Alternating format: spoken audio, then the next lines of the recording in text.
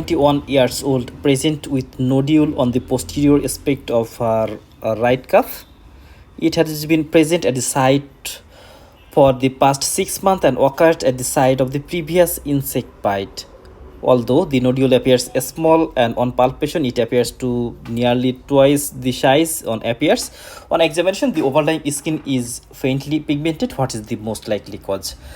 So the scenario is clear. I think that a 21 years lady present with nodule on the posterior aspect of her right calf, but there is previous history of the insect bite. This point is very important, that the history of the insect bite. What may be the answer? Options are pillar cyst, dermatofibroma, Spitz nevus, seborrheic wart, and basal cell carcinoma. So see, in the lighter skin appears darker than the skin tone. That in this patient the skin become darker when there is a history of the insect bite.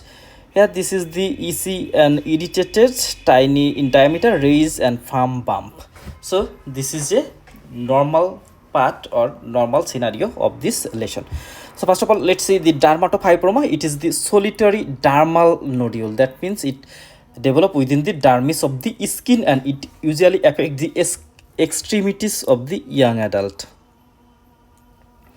And the lesion feels larger than they appear visually. And histologically, they consist of proliferating fibroblast merging with sparsely cellular dermis tissue. That means in the case of when there is biopsy and histopathological examination done, in this condition there is the proliferating fibroblast present.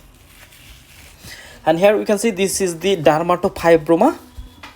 And dermatofibroma, it is not cancerous and not precancerous. That means it is not cancer and there is no chance of development of the cancer in this lesion. It grows slowly larger within the time, and the person it gives the history of the insect bite or splinter or a scratch. So this point is very important.